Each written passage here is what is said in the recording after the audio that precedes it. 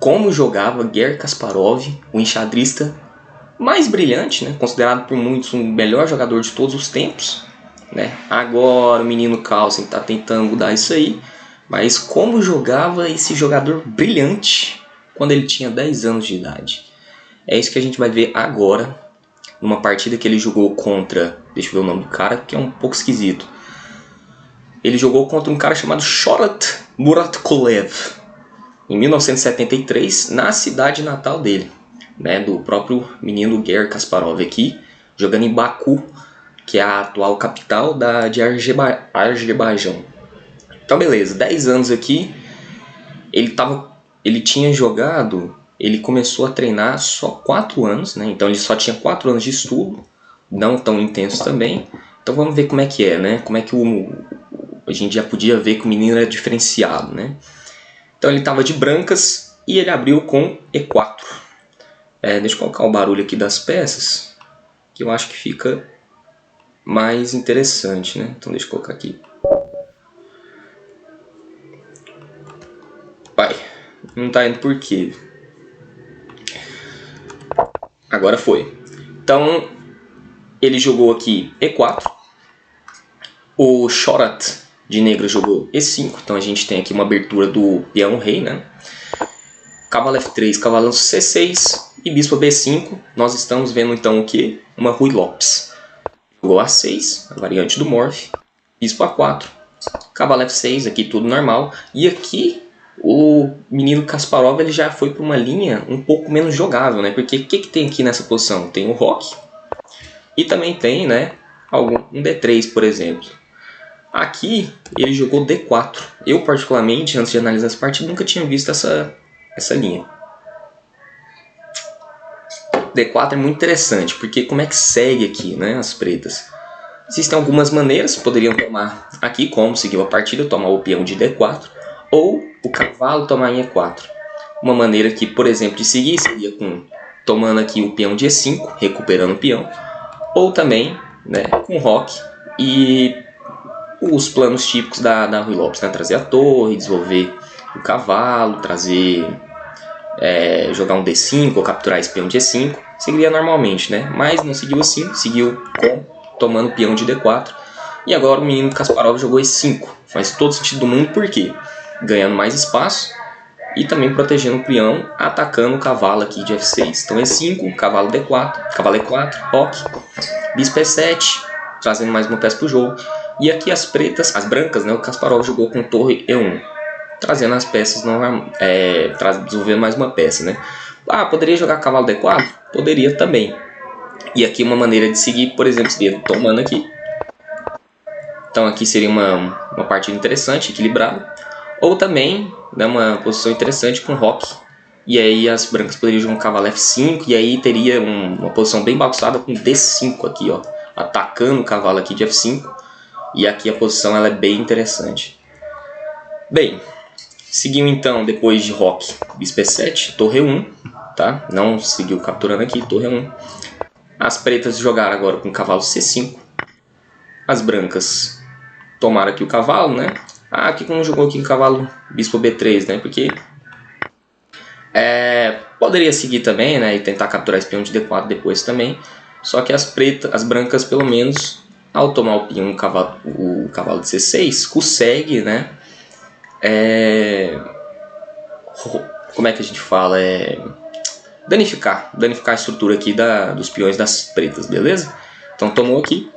E aqui as brancas recuperam um peão a menos, né? Que o peão perdido, com o cavalo toma D4. Então tem essa posição aqui, ó. Se a gente contar, as brancas têm, ó, depois de roque, as brancas têm nessa posição 6, 7 peões contra 6, 7 peões.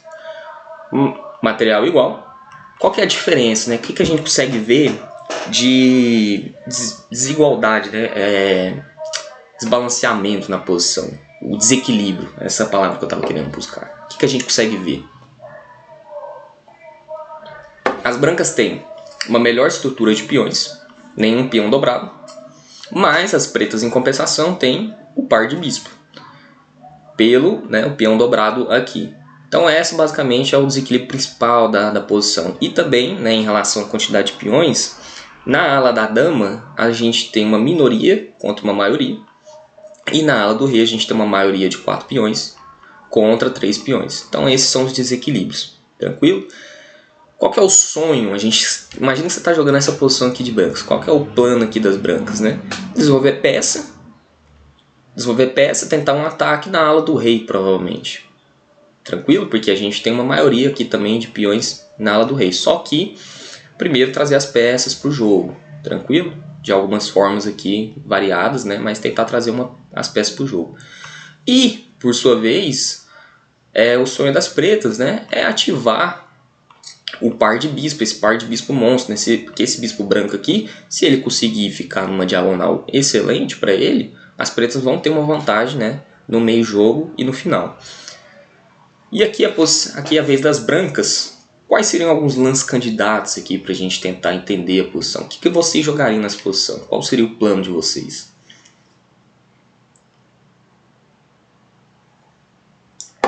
Bem, alguns poderiam tentar um B3, C4, para jogar cavalo C3, bispo B2, né? Colocar esse bispo nessa diagonal. Porque se a gente tenta jogar cavalo E2 aqui, tá caindo cavalo, né? Às vezes C4 primeiro para colocar o cavalo C3, bispo F4. Só que aqui,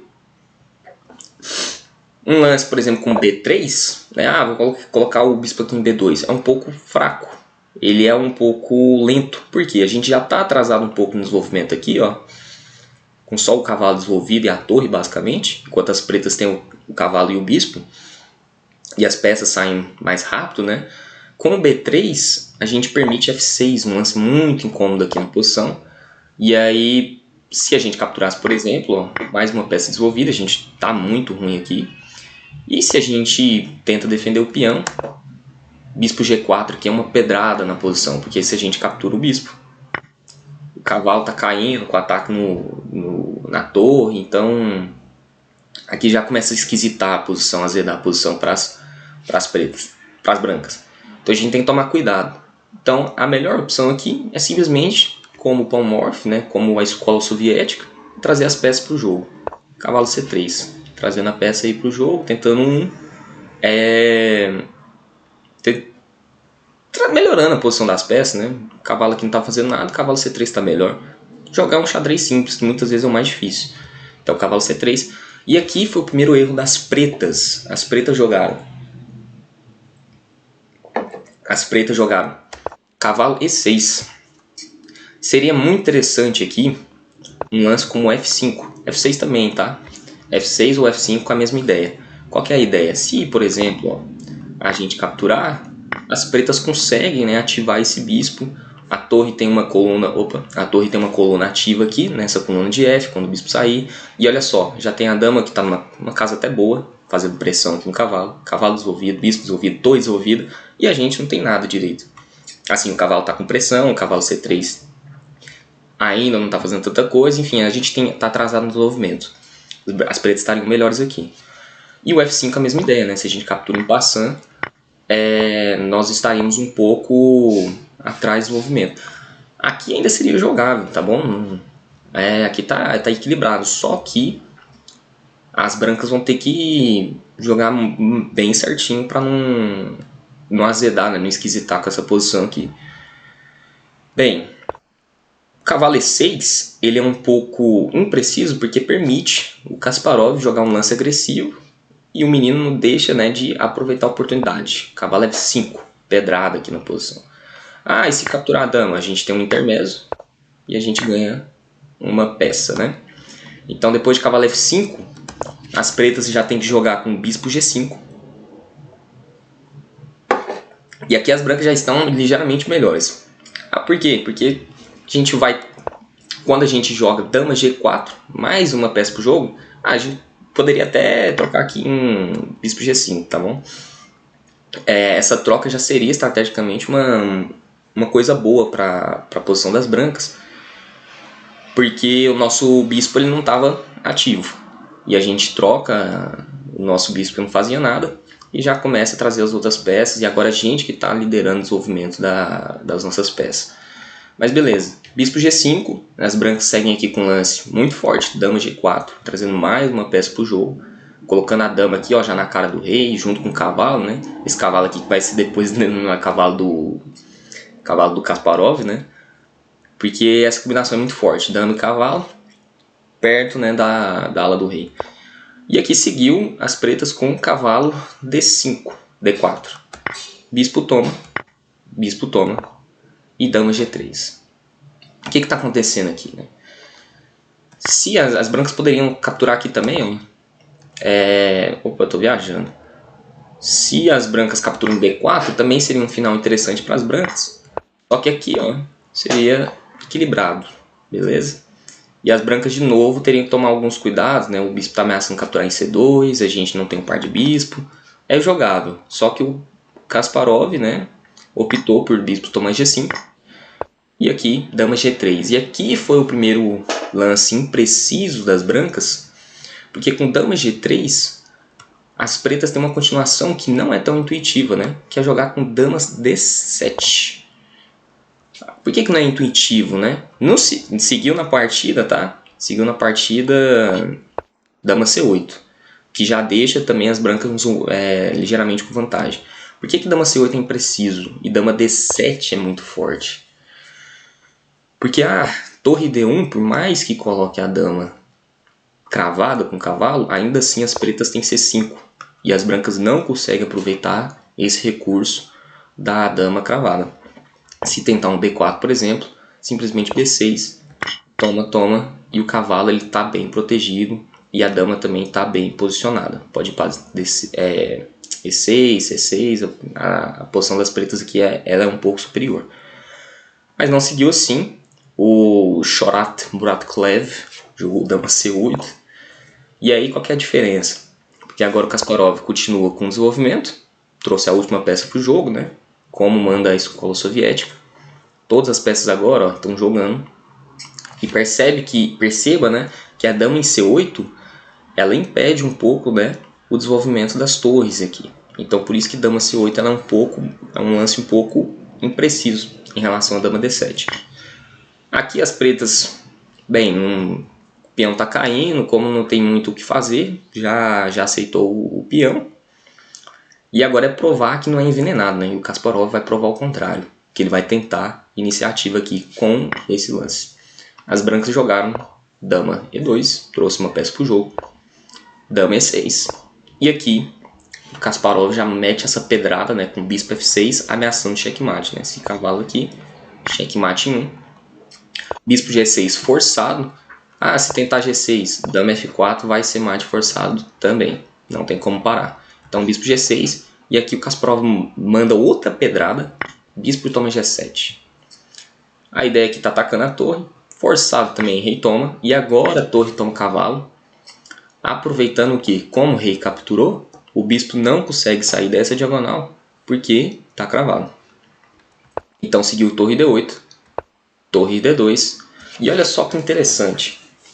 Se a gente analisar essa posição aqui, por exemplo, a gente tem 6 peões contra 6 peões.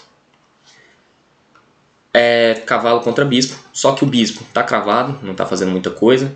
O nosso cavalo ele tem perspectivas muito boas em algumas casas brancas e pretas, né? Cavalo E4, cavalo F6. E o rei das pretas está muito mais exposto, né? Então a gente pode tentar aproveitar essa vantagem que a gente tem. Então aqui parece do nada, não sei nem o que aconteceu, parece que o Kasparov já está ganhando. Isso aqui é ridículo, porque o que aconteceu aqui na posição diferente? O que aconteceu? Se a gente analisar lá no começo, só porque estrategicamente falando, as brancas estão amassando as pretas. O que está acontecendo? A gente tem controle da coluna D, a gente tem um rei mais seguro, estrutura de peão melhor. Então se a gente entra no final, quanto mais a gente simplifica, melhor para nós é essa posição e consequentemente a gente mais aproxima da vitória. Então, a gente passando meio rápido assim, o que aconteceu pro menino Kasparov tá ganho assim tão rápido, né? Se a gente olhar aqui, ó, E4 e 5, jogou normal, E5, roque, toma, entrou no finalzinho. Foram simplesmente uma imprecisão, esse cavalo E6, que permitiu, né, o menino Kaspa já tomar o quê? conta da iniciativa. Só um lance. Cavalo F5. E aí, ó, aos poucos, já trouxe a dama pro jogo, pro ataque. Já fez algumas simplificações. Aqui foi o único erro do menino, que ele poderia ter aproveitado, né? Só que depois disso, com dama C8, o Kasper já tá praticamente ganho, posicionalmente falando. Então beleza, vamos ver como é que seguiu ainda, né? Vamos ver a finalização dele. O Chorat jogou com dama E7.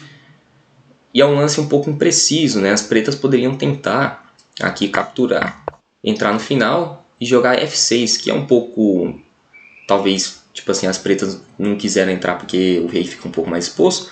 Só que esse final as pretas podem tentar, né? Ainda igualar um pouco.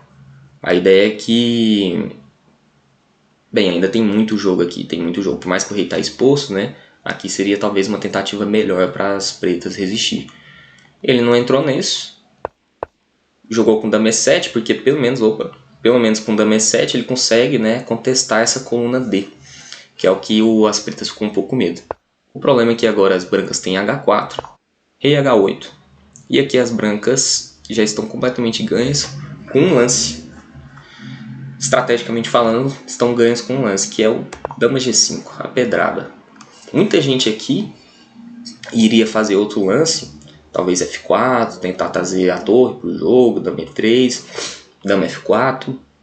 Porque, não, eu tô com o rei tá exposto, eu tô com uma espécie desenvolvida. Só que o Kasparov, com 10 anos, percebeu que se ele mudasse a vantagem dele, a vantagem agressiva na posição aqui, né, da iniciativa, pela vantagem posicional, ele ainda estaria ganho. Na real, seria a opção melhor. E ele jogou dama G5, trocando as damas. Só que esse final aqui é completamente desesperançoso, né, para as pretas.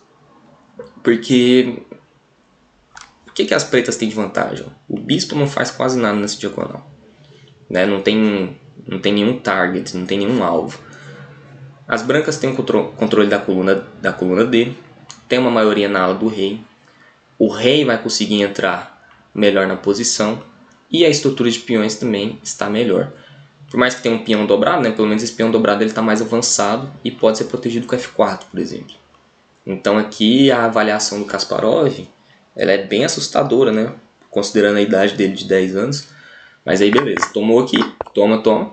Bispo F5, impedindo torre em D7 e F4. Kasparov protege os dois peões e prepara a subida do rei. As pretas fazem o mesmo. Aqui passando alguns lances. E simplesmente aqui, ó, já não tem mais o que fazer direito. Esse final já está completamente perdido. É ridículo, mas não tem o que fazer. Então, por exemplo, seguiu aqui com bispo F5, só que depois de cavalo F6, cheque, rei F2, toma. G4. Não seguiu assim não, tô viajando.